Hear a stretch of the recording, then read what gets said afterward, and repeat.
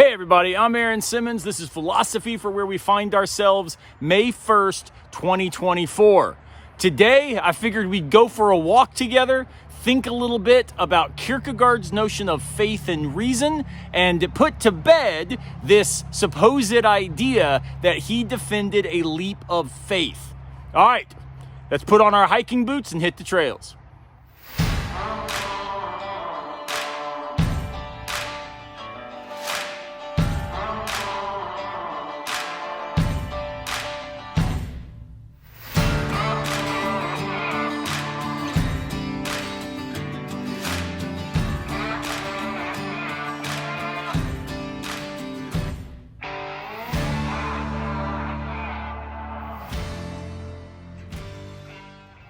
So here we are on the trails of life together. Actually, it's the trails behind my house in Greenville, South Carolina. It's been a while since I've done one of these videos while walking. I thought we would tonight because it's just beautiful outside. The weather is fantastic. And to be honest, I wanted to get out of the house and not just sit there for 10 or 15 minutes thinking through philosophy. I always think it's cooler and more enjoyable to philosophize while walking. In fact, I just read a study recently that said we retain more, we think more creatively, we in fact go deeper in intellectual pursuits while walking. This does not surprise me, and hopefully it's something that encourages you to get out, think while you walk. So I want to think today about Kierkegaard on faith and reason. Here on this first video of the month of May, and so therefore it's going to be a little bit longer, a little bit more informal as we think together a little bit deeper than in the normal weekly videos. I want to think about the stakes of what's going on when we talk about the debate between faith and reason in order to think about the way that this plays out in Kierkegaard. So let's start by diving into the traditional stakes of the question, faith and reason. Why is this something that even philosophers care about at all? Well, it's because historically, faith and reason have been framed as opposed. So in some ways, faith is largely understood as a kind of version of weak belief. The goal being, if we just had good reasons, if we had sufficient evidence, we could convert faith into something like reason. We wouldn't need faith if we could just have certainty. Now, on this model, the problem becomes, well, how then do philosophers think about faith? What does that even mean? How do we make sense of it? Because the coin of the realm, as it were, the mode of discourse for philosophical engagement is rational argument. It is giving reasons for what we take to be the best view. Well, notice the assumptions baked in to this. First, this assumes that faith is necessarily a kind of religious category. It's a religious thing. It's what one has when one is religious. And therefore, this seems to pit religion against philosophy, such that philosophy is about good arguments, religion's about that thing we call faith. But at the same time, when we understand faith and reason this way, where the real gold standard is rational argumentation, evidential defenses of the beliefs that we have as warranted in all of the right objective ways, faith becomes a kind of pale second. It's something that we have, when we can't have what we really want. So not only does this pit philosophy and religion against each other at some kind of deep epistemic level, it also suggests that philosophy is really the higher ideal. But notice also that when we think of it this way, philosophy is understood in a particular way, as a kind of scientific endeavor. Philosophy now becomes the sort of uber discourse that science depends upon in order to make sense of its claims as objective, as universal, as shareable, as public, as using reason in this kind of highest way. This would then lead to some consternation for a variety of people, right? This would be complicated, it seems, for those who are religious and also philosophers. How is it that they're able to make sense of both of these things at the same time? Both parts of their identity as necessarily implicated in this kind of conflict by which they define their existence and make sense of the world. But moreover, it's also a thing that really does sort of give us pause if we are existential philosophers. And why is that? Because existentialism has a really interesting revision of this relation between faith and reason. For the existentialists broadly, faith is not something that is necessarily a property of religion. It is actually something that attends the human condition as defined by vulnerability, as marked by contingency, and as requiring lived investment. So we see this in Nietzsche when he talks about the death of God being at some level the kind of thing that requires faith. We have to be fully invested because we don't have an external authority that just dictates the direction of our existence in the first place. We see this in Jean-Paul Sartre when he talks about the radical need to overcome bad faith in order to live faithfully, where bad faith is not reason, but bad faith is where we find ourselves in denial about the condition that basically accompanies our existence in the first place. Good faith for Sartre is alternatively a mode by which we live and we move and we have our being invested in the purposive requirements of decision. Who am I becoming? What's worthy of my finitude? Why does it matter that I am this way instead of that? So for Sartre, for Nietzsche, faith names not a religious commitment in rejection of good evidence. Faith names the contingency and the requirement that human existence be defined by decisions about the direction of our existence itself. So in light of this existential revision to faith, this different mode of thinking about faith in the first place, where then do we go? How can we rethink the traditional debate of faith and reason? And this is where I think Kierkegaard is actually such an important resource. Now, you, maybe like me, associated Kierkegaard early on with this phrase, the leap of faith. I remember actually when I first started reading Kierkegaard, I encountered his work in the writings of a Christian apologist named Francis Schaeffer. And Schaeffer suggests that Kierkegaard is a disaster for Christianity because he moves away from that kind of scientific standard of objective discourse by which we defend rationally the truth of Christianity. And we move to this thing called faith where we've we've eviscerated the good reasons we had to be Christians. Well, if that's what Kierkegaard's doing, if the leap of faith is this kind of embrace of absurdity, this absolute rejection of anything that would be public and shareable when it comes to the beliefs we hold, then it does seem that should give us pause, right? Here's a weird little tidbit. Kierkegaard never uses the term or even the idea of a leap of faith. Instead, Kierkegaard talks about making a mighty trampoline leap between different life stages or approaches to our existential reality. So for Kierkegaard, we can be defined in our existence in a variety of ways. We might radically, contend for the importance of absolute novelty and external immediacy. We want the new car, the new job, the new promotion. And if that's the case, we are, he says, aesthetically defined. We are the aesthete looking for the external object to give our lives meaning. I have a friend, in fact, who was super depressed until he found a new girlfriend, and now he's on top of the world. Well, though I understand why he's happy, at some level, this is the aesthetic mode of life. We need that thing to give us a sense of ourselves. But Kierkegaard says that's going to lead to despair. And so we move from that stage to what he calls the ethical stage. And in ethics, in this very particular way of understanding them, Ethics is a radical universality, an abstraction, a move away from anything that would define us as particular embodied historical lives, and move us to this kind of social realm whereby we are defined by the role that we play as a social actor. So I, for example, am no longer Aaron in a particular body with certain experiences, navigating the world relative to this existential faith, right? Where I am invested and living into who I hope to become.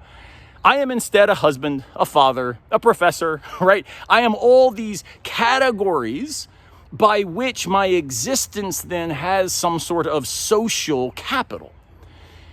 In this way, I become universally defined as replaceable, interchangeable. I'm no longer singularized in my existence, but my existence overcomes my singularity and takes on the patina of eternity. Well, this might sound better. I'm not just looking for the new iPhone or new relationship, but it's just as despairing because I have no longer kept in place the importance of my own selfhood, the important task of that existential faith that Sartre and Nietzsche were recommending. So Kierkegaard says we've got to also take a trampoline leap away from the ethical into what he calls the religious. Now, importantly, the religious for Kierkegaard is understood in a very particular Christian sense because Kierkegaard was himself personally religious. He's a Danish Lutheran, after all. But the existential import of his argument is actually bigger, I think, than understanding this as some sort of recommendation to take oneself up internal to this determinate religious tradition. Though that is, of course, an option. I identify as Christian, or at least trying to become one, so I'm sympathetic to this particular manifestation in which Kierkegaard articulates things, but I want to make sure you understand the existential move he makes when he talks about this trampoline leap from aesthetics to ethics to religion is not some sort of ultimate apologetic for Christianity. It's instead a refusal to allow objectivity, science, to overrun the existential vulnerability and radical singularity by which the human condition is lived out. So when Kierkegaard talks about this trampoline leap, why say it that way? Because all of these moves require a kind of faithful investment. It's where we choose to identify ourselves as who we are becoming, even before we have the categories by which to make sense of that person, right? When I'm in the aesthetic, I can't make sense of the ethical categories and deploy them because I haven't yet appropriated them for me in my life. It's only by living into those that they then take on this capacity to transform my existence, to reframe the way I make sense of myself and the world. So there is a movement of faithfulness in each of these gestures as we try ever more to live on purpose toward who it is we think is worthy of our becoming, who we hope to be. But it's important to realize faith proper as a category for Kierkegaard is something that he does locate as really only gaining traction in this religious life stage. And that's not because of his particular Christianity. It's because he understands faith to be this radical investment in interiority and what he will call subjectivity. Now, importantly, when he says things like truth is subjectivity, he's not suggesting that truth is just subjective. It's a matter of whim, that whatever you believe is therefore true. What he's saying is instead that the self you are becoming, the person that you are invested faithfully in being, the mode of life that you take to be worthy of your finitude, these are in fact the frameworks, the fabrics, the structures by which we are anything at all. So faith is not this religious set of beliefs. Faith is being fully aware that our subjectivity cannot be eviscerated, it cannot be diminished, it cannot be rejected. Instead, objective truth is a particular mode by which we can make sense of ourselves. The problem is that it can often pull our attention away from what is the case for us. Are we fully, faithfully invested in objectivity as the mode of discourse by which we make sense of the world? If so, then we're probably going to stop talking about faith because we actually have become invested in a discourse that undermines the radical importance of the decision that we made. So for Kierkegaard, faith and reason are two different modes by which to prioritize how we relate to our own existence. So when he talks about faith as this investment in subjectivity, what he's talking about is this real awareness that things could be different. Things could be otherwise. We could choose in different directions. And yet, this is also something, though, that we often think, well, if I just had the good enough evidence, if I just had certainty, if I could do the right experiment, I wouldn't need faith. And Kierkegaard wants to put that off the table. No matter how much evidence we get for whatever we believe, will we then take ourselves up in light of what we take to be true? Truth, in that sense, is subjectivity. Who will you be? And this could play out in determinate religious ways. Trying to become a Christian, become a Muslim, become Jewish in a very particular belief-centric way. But it doesn't have to cash out that way. It can also be a kind of personal investment in what we think is worth our time, in how we want to narrate the direction of our life. This is why when I talk about Kierkegaardian faith, I talk about it as risk with direction. We've covered this directional part so far, right? That we are really invested in living out what we take to be true. In other words, that truth becomes a kind of way of life for us. But what about the risk? Well, this is where I think it's important to remember that for Kierkegaard, there is no way to get outside of our existence to check whether we are existing correctly. We are always on the trail, as it were, trying to then walk the trail. You can't get above it as if we were, in a drone going way up high, looking down, saying, oh, there's the destination. We're only ever walking the trail that we see unfolding in front of us. So this risk is not, we might be wrong, though it is certainly that too. The risk is bigger than epistemic, it is existential. The self we are becoming, we are in choosing that, rejecting or not choosing other alternatives that could have been activated, that could have been the orientation of our existential lives, of who we are becoming. So what does all of this mean? Well, let's try to summarize what we've kind of thought about on our walk together. First, traditional models of faith and reason have pitted philosophy and religion against each other and have suggested that the ultimate goal in life is to achieve true belief via rational means. That science is actually the kind of hallmark of what we should be engaged in. Objectivity is king. But we've learned with Kierkegaard that that may be a really mistaken way to make sense of existence.